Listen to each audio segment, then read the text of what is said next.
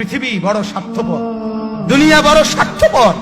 দুনিয়া কাউরে জায়গা দেয় না, দুনিয়া কাউরে জায়গা দেয় না।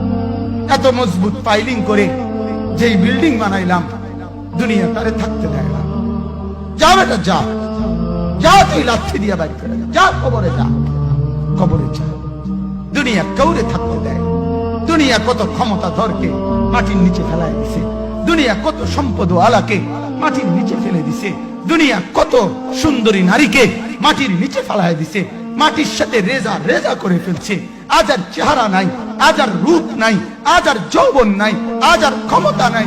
এমন বাদশা ছিল পৃথিবীতে যার হাতের আঙ্গুলের ইশারায় মানুষের গর্দান উড়াইয়া দিত, যার হাতের ইশারায় উঠতো মানুষ, বসতো মানুষ। আজ বাদশারা নাই, আজ সম্পদওয়ালারা নাই, আজ মালওয়ালারা নাই। দুনিয়া কাউরে থাকতে দেয় না, কাউরে না দোস্ত, কাউরে দেয় না। দুনিয়া দাদারে আমার থাকতে দেয় নাই। আমার দাদারে আমি দেখছি, আজ আমার দাদা নাই। আমার নানারে আমি দেখছি, আমার নানা নাই। আমার দাদিরে আমি দেখছি, আমার দাদি নাই। আমার নানিরে আমি দেখছি, আমার নানি নাই।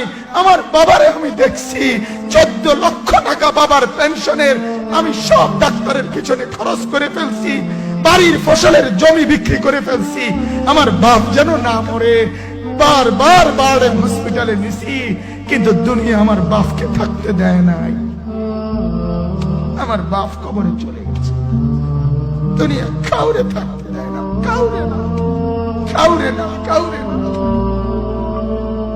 কাউরে না। আমার বাপ দুনিয়া কাউরে থাকতে দেয় না। তুমি থাকবা না, তুমি থাকবা না। দুনিয়ার ধোকায় পড়ো না বাপ, দুনিয়ার ধোকায় পড়ো না। মাকে বুঝান, আজ মারা বেসামাল হয়ে গেছে, আজ বোনেরা বেসামাল হয়ে গেছে, বেপরদার উৎসব তুলে দিছে। এটা যেন আল্লাহর সাথে যুদ্ধ করছে। আল্লাহ করোনা না, তুমি আরো কিছু দাও, আমরা বেপরদিকে ছাড়বো না।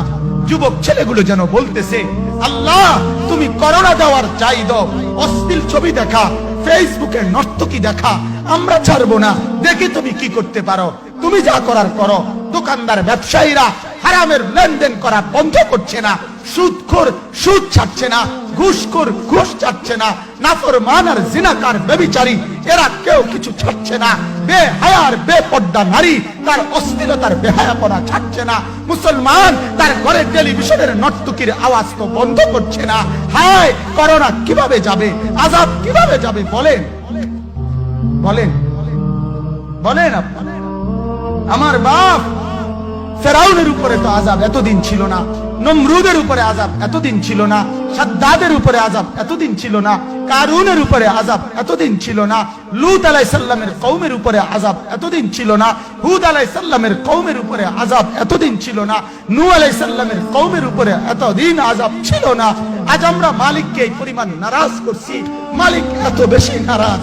আজ 1 বছর হয়ে গেছে, 1 বছরের চাইতে বেশি হয়ে গেছে, কই করোনার মহামারীর আযাব তো যাচ্ছে না, গেছে গা। মানে আমাদের লক্ষ লক্ষ বাচ্চার পড়ালেখা বন্ধ, এরা নষ্ট হওয়ার চূড়ান্ত পর্যায়ে পৌঁছে গেছে। মোবাইল এদেরকে শেষ করে দিছে। লক্ষ লক্ষ ছেলে। গতকালকে এক মা আমার আত্মীয় ফোন দিয়া বলতেছে, সকাল 10টায় বাচ্চাটা ঘর থেকে মোবাইল লইয়া বাইর হইছে, রাতের 10টায় মা তারে ফোন দিয়া বলছে, বাপ ঘরে আসতি না, ভাত খাইতি না। বাচ্চা তারে বলতেছে, তোমার অসুবিধা কি, তোমার সমস্যা কি? মা এই কথা বইলা কায়দা দিছে যে, শোনেন হুজুর কদুর দোয়া করো।